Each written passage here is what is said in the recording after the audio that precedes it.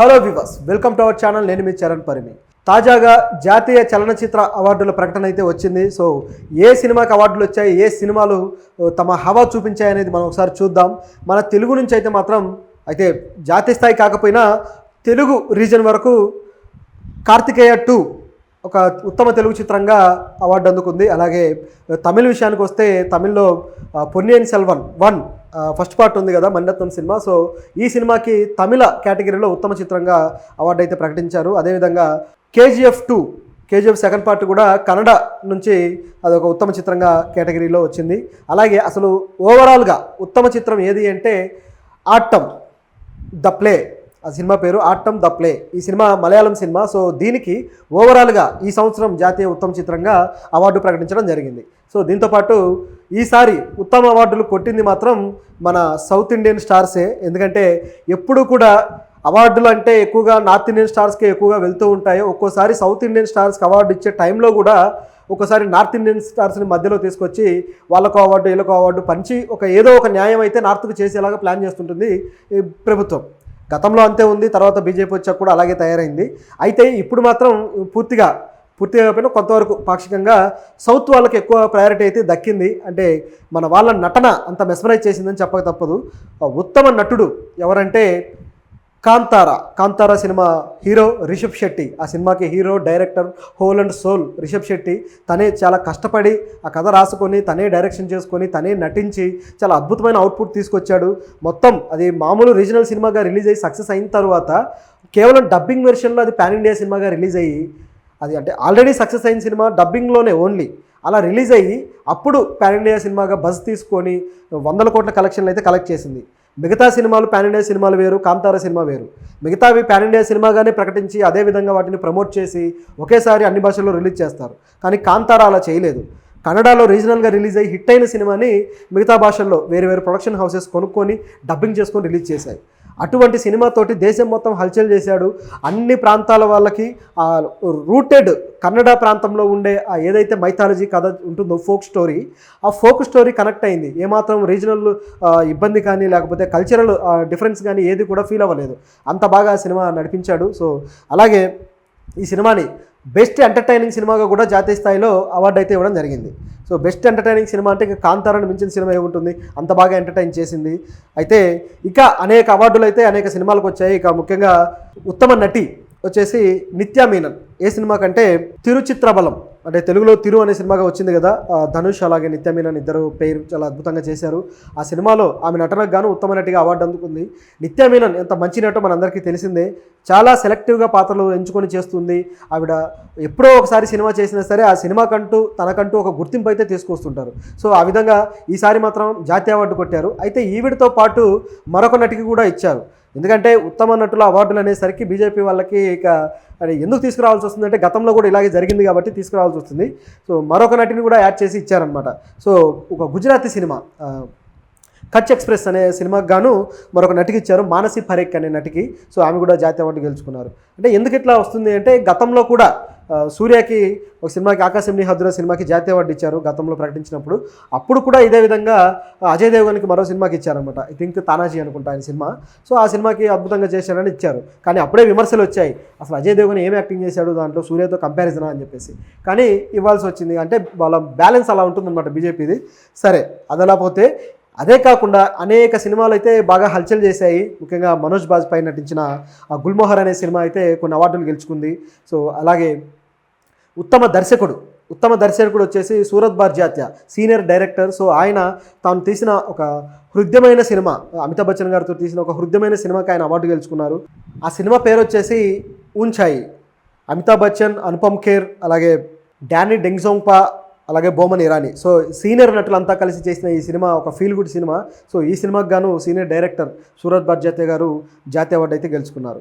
అలాగే ఉత్తమ మ్యూజిక్ డైరెక్టర్గా కూడా ఏఆర్ రెహమాన్ గారు గెలుచుకున్నారు. అట్లాగే కొన్ని ఏమేమి కేటగిరీలు ఉన్నాయి, ఏమేమి ఉంటున్నాయి అనేది ఒకసారి మనం లిస్ట్ అయితే చూద్దాం. ఆ తర్వాత వీటి విశ్లేషణ ఒక లిమిటెడ్గా చేద్దాం. బెస్ట్ సపోర్టింగ్ యాక్ట్రెస్ వచ్చేసి నీనా గుప్తా. అలాగే బెస్ట్ సపోర్టింగ్ యాక్టర్ వచ్చేసి పవన్ మల్హోత్రా. బెస్ట్ డెబ్యూ వచ్చేసి ఫౌజా అనే సినిమాకి పవన్ కుమార్కి అవార్డు అయితే వచ్చింది. అంటే బెస్ట్ డైరెక్టర్కి కూడా ఆ డెబ్యూ చేసిన డైరెక్టర్కి ఇస్తూ ఉంటారనమాట. సో ఆ కేటగిరీలో కూడా ఒక డైరెక్టర్కి వచ్చింది. ఇక రీజనల్ ఫిలిమ్స్లో అయితే మనం ఆల్రెడీ చెప్పుకున్నాం కదా, కార్తికేయ 2 కార్తికేయ సినిమాకి సీక్వెల్గా వచ్చిన ఈ సినిమా కృష్ణుడికి సంబంధించిన ఒక మైథలాజికల్ చిన్న ఎలిమెంట్ తోటి ఆ సినిమా అంతా కూడా ఒక అడ్వెంచరస్ డ్రామాగా నడిపించాడు డైరెక్టర్ చందు మొండేటి. ఆ సినిమా హీరో నిఖిల్. సో ఆయన కెరీర్లోనే ఒక బిగ్గెస్ట్ బ్లాక్ బస్టర్ ఆ సినిమా. మంచి హిందీలో కూడా చాలా బాగా ఆడింది. సో ఆ సినిమాకి తెలుగు కేటగిరీకి ఇచ్చారు. అలాగే మరికొన్ని చూస్తే పంజాబీ సినిమాకి వచ్చేసి భాగీది ఢీ, అలాగే బెస్ట్ ఒడియా ఫిల్మ్ వచ్చేసి ధమన్, అలాగే Malayalam cinema Saudi Vellakka, best Marathi film వచ్చేసి వాల్వి, అలాగే best Kannada film KGF 2, best Hindi film వచ్చేసి గుల్మోహర్. అలాగే స్పెషల్ మెన్షన్ అంటే జూరీ అవార్డులు వచ్చేసి మరొక 2 నటులకు వచ్చాయి. ఒకటి మనోజ్ బాజ్పాయ్కి గుల్మోహర్ సినిమాలో లీడ్ రోల్ చేశాడు, ఆయనకు వచ్చింది. అలాగే సంజయ్ సాలిల్ చౌదరి, ఈయనకు కూడా ఖాళీ ఖాన్ అనే ఒక సినిమాకి అవార్డు అయితే ఇచ్చారు. ఇక టెక్నికల్ డిపార్ట్మెంట్కి సంబంధించి చూస్తే బెస్ట్ యాక్షన్ డైరెక్టర్ KGF సినిమాకి వచ్చింది, KGF చాప్టర్ 2కి. అలాగే బెస్ట్ కొరియోగ్రఫీ ఆ తిరు సినిమాకి, అదే తిరుచిత్రబలం సినిమాకి ఆ సాంగ్ ఉంది కదా, ఆ సాంగ్కి అయితే వచ్చింది. మనందరికి బాగా ఫేమస్ మీమ్స్లో కూడా. అట్లాగే లిరిక్స్, బెస్ట్ లిరిక్స్ వచ్చేసి ఫౌజా సినిమాకి. అట్లాగే బెస్ట్ మ్యూజిక్ డైరెక్టర్ ప్రీతం, అలాగే AR రెహమాన్. సో AR రెహమాన్కి బ్యాక్గ్రౌండ్ స్కోర్కి వచ్చింది, సాంగ్స్కి వచ్చేసి ప్రీతం.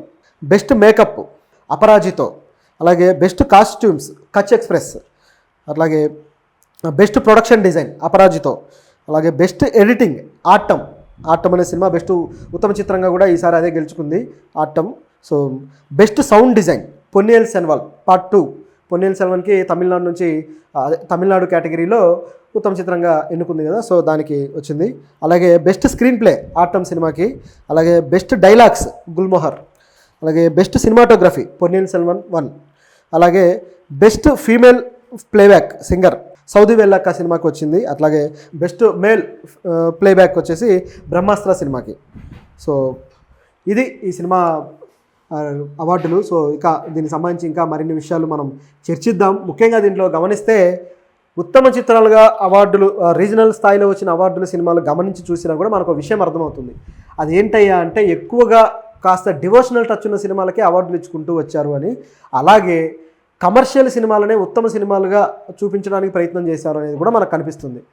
కమర్షియల్ అంటే ఇక డబ్బులు వచ్చిన ప్రతి కమర్షియలే అనుకోండి, కానీ నేను చెప్పేది ఒక ఫార్ములా బేస్డ్ ఎంటర్టైనింగ్ సినిమాలకు ఎక్కువగా అవార్డుల విషయంలో ఎక్కువగా వాళ్ళు ఫోకస్ చేసినట్టుగా కనిపిస్తుంది, లైక్ ప్రయారిటీ ఇచ్చినట్టుగా. ఎందుకు ఈ విధంగా జరిగింది? గతంలో అయితే అంటే ఇప్పుడు ఆర్ట్ సినిమా తర్వాత ఈ కమర్షియల్ నార్మల్ ఫార్ములా సినిమా ఈ రెండు బాగా కలిసిపోయాయి. ఇప్పుడైతే వీటికి మధ్య తేడా ఏం లేదు.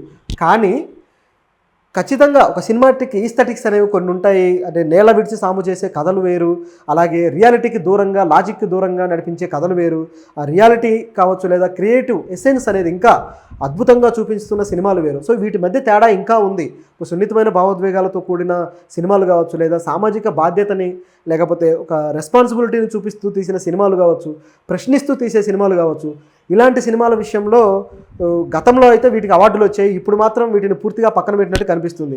మీరు ప్రశ్నిస్తూ సినిమాలు తీస్తే మేము అవార్డులు ఇవ్వమమ్మా, మమ్మల్ని ప్రశ్నించొద్దు, మర్యాదగా మీరు ఇలాంటి భజన సినిమాలు తీసుకోండి అని ప్రభుత్వాలు చెప్పినట్టుగా కనిపిస్తుంది.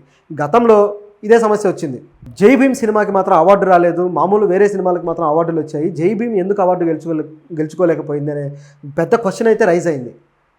ఆ సినిమా ఒక రాజ్యాంగంలోనే ఒక ఆర్టికల్ను సూచిస్తూ చేసిన సినిమా, ఒక సమానత్వం అనేది సంబంధించిన ఒక ఆర్టికల్ని ఆ సినిమా ఎక్కువగా ప్రజల్లోకి తీసుకువెళ్తూ ఒక అవేర్నెస్ క్రియేట్ చేసిన సినిమా. అలాగే పోలీసులు జులుం కావచ్చు, అలాగే కుల వ్యవస్థ కావచ్చు, ఇవన్నీ చెప్పిన సినిమా.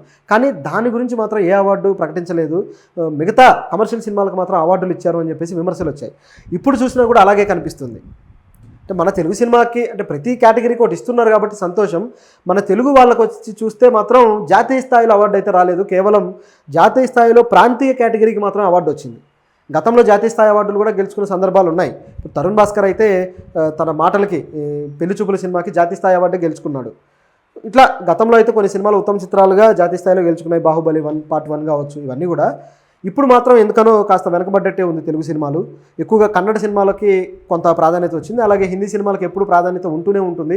కాకపోతే ఇక తమిళ సినిమాలు కూడా కొంతవరకు పర్వాలేదని చెప్పచ్చు. ఎందుకంటే ఉత్తమ నటి కేటగిరీ కావచ్చు, అలాగే సంగీత దర్శకుడు కేటగిరీ కావచ్చు AR రెహమాన్, అలాగే తమిళ కేటగిరీలో ఉత్తమ చిత్రంగా పొన్నియిన్ సెల్వన్, అలాగే సౌండ్ డిజైన్లో కూడా పొన్నియిన్ సెల్వన్కి వచ్చింది, అలాగే సినిమాటోగ్రఫీకి కూడా ఆ సినిమాకి వచ్చింది. కాబట్టి సో ఇది ఓవరాల్గా చూసుకుంటే తమిళ్ ఎక్కువ హవా నడిచింది, తెలుగు మాత్రం పెద్దగా ఏమీ జాతీయ స్థాయిలో అవార్డు అయితే అందుకున్న దాఖలాలు లేవు.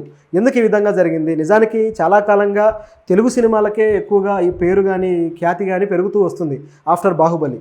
కానీ ఈసారి అవార్డుల విషయంలో మాత్రం కొద్దిగా వెనకబడ్డారనే చెప్పాలి.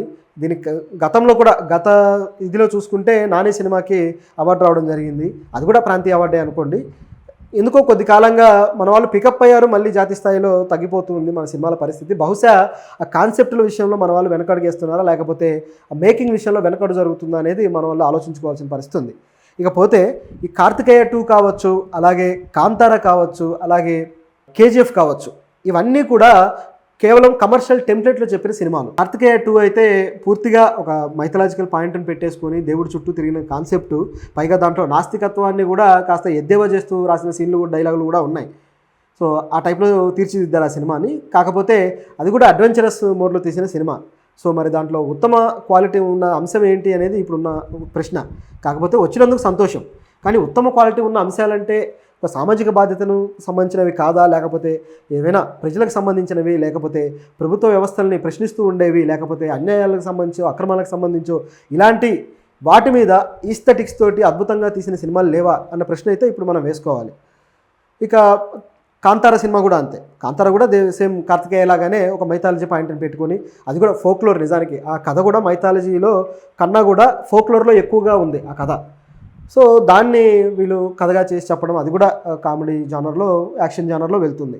సో అది అక్కడ ఉత్తమ చిత్రంగా నిలబడింది. ఇక కేజీఎఫ్ 2, అసలు కేజీఎఫ్ అనే సినిమానే ఒక క్రిమినల్ రైజింగ్ గురించి, క్రిమినల్ రైజింగ్ అయ్యి ఎలా స్మగ్లింగ్ చేసి ఎట్లా ఒక వ్యవస్థల్ని కంట్రోల్ చేశాడు, ప్రధానమంత్రి ఛాంబర్లోకి డైరెక్ట్గా గన్ను పట్టుకొని వెళ్ళిన కెపాసిటీ ఉన్న వ్యక్తి క్యారెక్టర్ డిజైన్ అది. సో ఇటువంటి సీన్లకు సంబంధించిన సినిమా ఉత్తమ సినిమా అయిందంటే ఇక ఆ సినిమా ఏం నేర్పించింది సమాజానికి అనేది జాతీయ అవార్డు ఇచ్చిన వాళ్ళే చెప్పాలి. ఆ సినిమా ఉత్తమ కమర్షియల్ సినిమాగా చెప్పండి, లేదా బాగా ఎంటర్టైన్ చేసిన సినిమాగా చెప్పండి, తప్పులేదు. కానీ ఉత్తమ చిత్రం అంటే దానికి కావాల్సిన క్వాలిటీస్ ఏంటి? కేవలం సినిమాటోగ్రఫీ బాగుండటమో, లేకపోతే సెట్ ప్రాపర్టీస్ బాగుండటమో, లేదా డైలాగుల్లో పంచ్ ఉండటమో కాదు కదా. ఆ సినిమా లోపల ఉండే ఒక సందేశాత్మకమైన విషయం, అంటే ప్రతిదీ సందేశంతో తీయాలని కాదు నా ఉద్దేశం. ఏదైనా కథాంశం అనేది ఒక రెస్పాన్సిబిలిటీని చెప్పేలా ఉండాలి కథాంశం. అటువంటివి ఉత్తమ చిత్రాలుగా నిలబడతాయి. ఇప్పుడు ఏమైపోయిందంటే మంచి సినిమాలకి అవార్డులు రావు అనే పరిస్థితికి ఇప్పుడు దాపురించేసి ఏదో ఒక పులిహార అల్లేస్తే అవార్డు వచ్చేస్తుంది అనే పరిస్థితికి ఇప్పుడు అవార్డుల కేటగిరీలు డెవలప్ అయిపోయాయి. ఇది ఇప్పుడున్న పరిస్థితి. ఈ అవార్డుల విషయంలో కొంతవరకు సంతృప్తి ఉన్నా, కొంతవరకు మాత్రం పూర్తి అసంతృప్తి అయితే ఉంది. అలాగే మన తెలుగు సినిమాల్లో మాత్రం పెద్దగా ఈ అవార్డుల్లో ప్రాతినిధ్యం దక్కలేదు. సో ఆ బాధ కూడా ఉంది. ఇక తరువాత ప్రకటించే అవార్డులకైనా నెక్స్ట్ ఇయర్ వచ్చే వాటికైనా మన తెలుగు సినిమాలు మంచి అవార్డులు గెలవాలని, అది కూడా మంచి సినిమాలకి అవార్డులు వస్తే అది ఇంకాస్త గొప్పగా ఉంటుందనేది మనం భావిస్తూ